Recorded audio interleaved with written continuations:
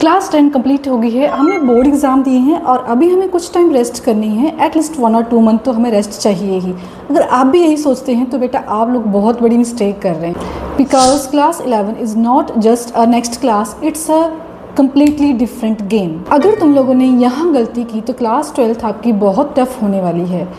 Hello प्यारे बच्चों, welcome back to my channel. I am Shivani Thakur. इस video I will tell you number 1 reality of class 11, number 2 biggest mistake student make and number 3 simple plan to stay ahead. देखो, आप लोग सोच रहे होंगे कि ये जस्ट एक नेक्स्ट क्लास की प्रमोशन ही तो है। जैसे हम 8th से 9th में आए, 9th से हम 10th में प्रमोट हुए और सिमिलरली अब हम 10th से 11th में प्रमोट हो रहे हैं। लेकिन क्लास 10 का जो सिलेबस है, जो स्टडी पैटर्न है, जो टीचिंग पैटर्न है, वो बहुत डिफरेंट होता है अप टू क्लास 10।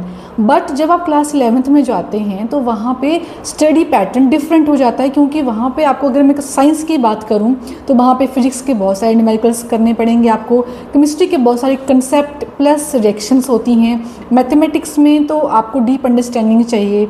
तो बेटा देखो, अगर आप लोग भी साइंस रख रहे हैं क्लास 11 में जाके तो आप लोगों को बहुत ही ज़्यादा यहाँ पर पर्टिकुलर रहना पड़ेगा। यहाँ पर रट्टा मारने से आपको मार्क्स नहीं आएंगे। यहाँ पर आपको चीज़ें समझनी पड़ेंगी, कंसेप्ट को अंडरस्टैंड करना पड़ेगा। जैसे कि अभी 10th क्लास का रिजल्ट आया है और 10th क्लास में बहुत सारे बच्चों ने बहुत अच्छा स्कोर भी किया है। मैक्सिमम बच्चे तो ऐसे होते हैं यहाँ पे कि जो 90 प्लस स्कोर करते हैं, लेकिन बेटा मैंने ऐसे बच्चे देखे हैं जो क्लास 11 में जाके, जिन बच्चों ने क्लास 10 में 90 प्लस स्कोर किया है, वो क्लास 11 में जाके 60%, 70%, 80% स्कोर कर रहे हैं। और जिसकी वजह से स्ट्रेस भी हो जाता है कि मेरे से हो नहीं रहा है। ये है कि 10th तक की जो एजुकेशन सिस्टम होता है वो थोड़ा डिफरेंट होता है। वहाँ पे मैक्सिमम बच्चे जो हैं वो रट्टा मार के पास भी हो जाते हैं, अच्छे मार्क्स भी ले लेते हैं, स्कोर भी अच्छा कर लेते हैं। लेकिन क्लास 11 में रट्टा नहीं मारा जा सकता है, क्लास 12 में रट्टा नहीं मारा जा सकता। वहाँ पे आपको करनी पड़ेगी डीप अंडरस्टैंडिंग कंसेप्ट। देखो, आपको मैं डरा नहीं रही हूँ, आपको जस्ट मैं अवेयर कर रही हूँ कि क्लास 11th में जाके आपको क्या मिस्टेक्स नहीं करनी है, क्योंकि क्लास 11 में थोड़ा सा टीचिंग स्टाइल भी चेंज हो जाता है, क्योंकि सिलेबस थोड़ा वास्ट होता है, टीचर्स को भी सिलेबस कवर करना होता है। और अगर आपका एक टॉपिक जो है वो छूट गया है तो इसका मतलब ये है कि अब आपको वो टॉपिक दूसरे टॉपिक के साथ कवर अप करना पड़ेगा।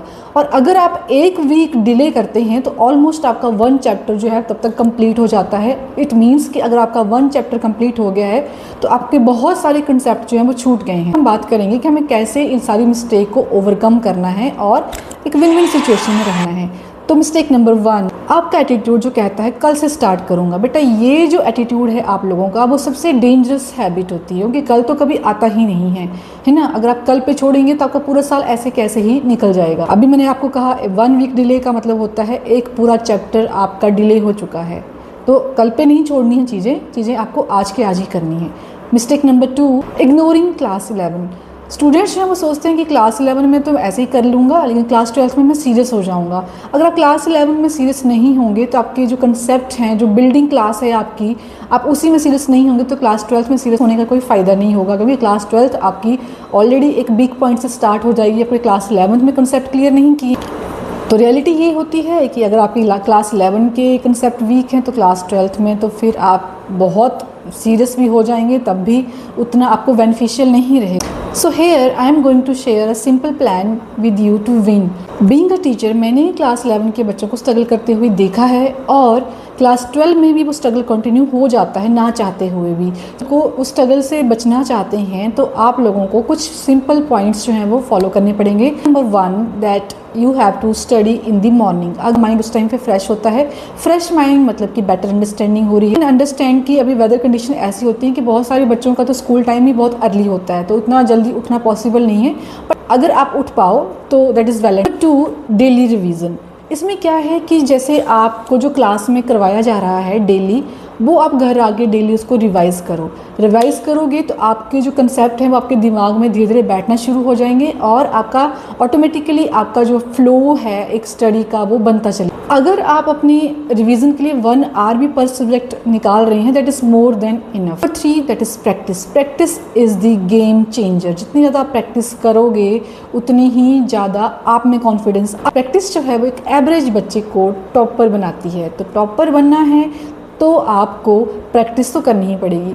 आई एम नॉट सजेस्टिंग कि आप टॉपर ही बनो, बट एटलीस्ट आपके जो कंसेप्ट हैं वो आपके दिमाग में हों, सो दैट कि आप कॉम्पिटिटिव एग्जाम में जब बैठें तो आपको concept. And number 4, keep it simple. देखो, परफेक्ट टाइम टेबल के पीछे भागोगे तो परफेक्ट तो कुछ भी नहीं होता है। हाँ, टाइम टेबल आप फॉलो करो, बट आई सजेस्ट श्योर करो कि आप डेली पर सब्जेक्ट को टाइम दे रहे हो। 4 to 5 सेल्फ स्टडी आवर्स जो हैं वो मोर देन इनफ हैं आप लोगों को एवरेज से टॉपर बनाने के लिए।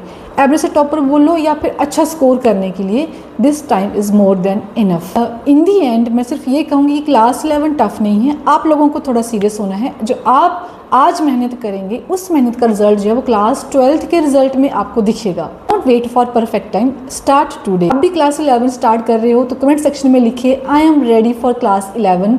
चैनल को सब्सक्राइब करिए for more guiding videos like this. और अगर आप साइंस के स्टूडेंट हैं तो मेरे चैनल पे आपको मिलने वाला है केमिस्ट्री का कंटेंट, केमिस्ट्री की video lecture of 11th and class 12th हैं। आपको केमिस्ट्री यहाँ पे फुल ईयर फ्री में कोर्स करवाया जाएगा। So thank you so much for watching the video. Bye bye, मिलते हैं नेक्स्ट वीडियो में।